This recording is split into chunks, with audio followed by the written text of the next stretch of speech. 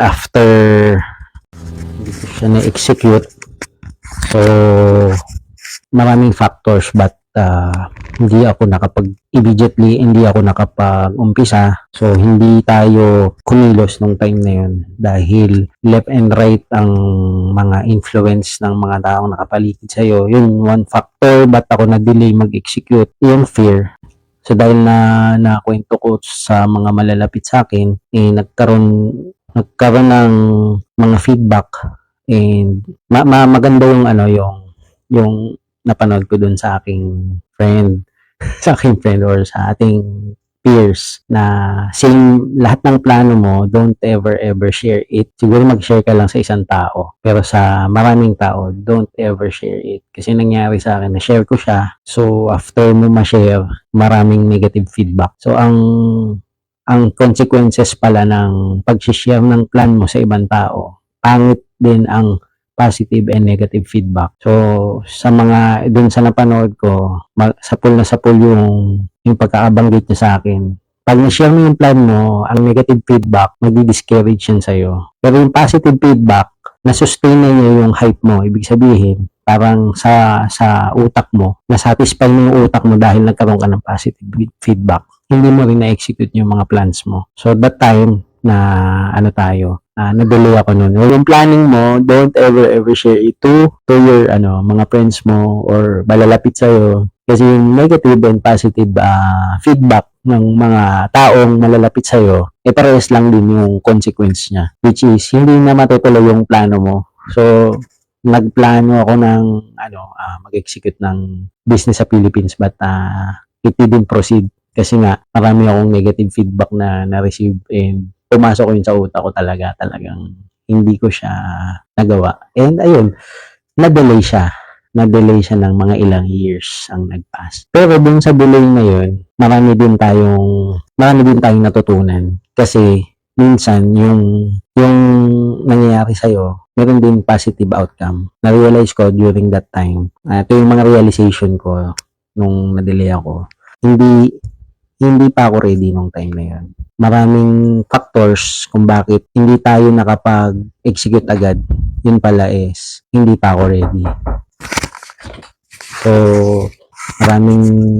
marami akong dapat paghandaan during that time. Which is, at tapos, yung isa pa, experience-wise, yung experience ko nung mga panahon na, yung maturity and yung experience mo dun sa pinaplano mong pasukin, hindi pa ako totally equipped. So, diba sa gera or sa paglalakbay na gagawin mo, kailangan naka-mindset ka, naka-ready ka, may baon ka. So, yun yung mga bagay na na-realize ko na during that time, I was not yet ready. So, through the years, naisip ko siya isa-isa and pumasok sa utak ko na kaya pala hindi rin ako makapag-execute dahil ayun, hindi pa yung mindset ko hindi pa rin ganun ka strong mag-isip.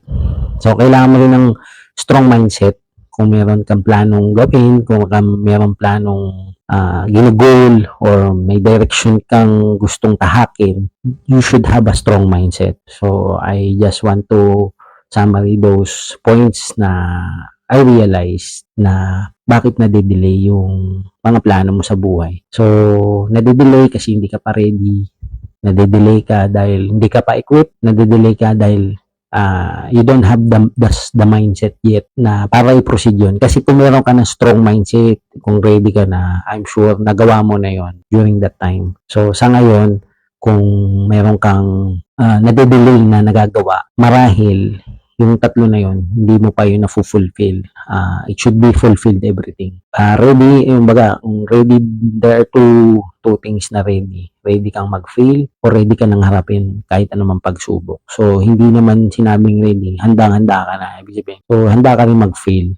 So, yung mga points na yun is very important na factors para tahakin mo yung mga ginugol mo or mga gusto mong tahakin sa buhay. So, at nga bala ako nag-share ng mga ganito. I wanted to share these things na baka may mga tao dyan need ng direction or bakit nagtatanong ka sa sarili mo, bakit may delay na ako nade-delay ka dun sa mga gusto mong gawin. So, just reflect on yourself. Sa sarili mo, ito mismo makakaisip ka niyan. And kasi kalaban natin dito, minsan planning and delay, yung na-delay yung plano mo dahil na-share mo siya, kaya na-delay.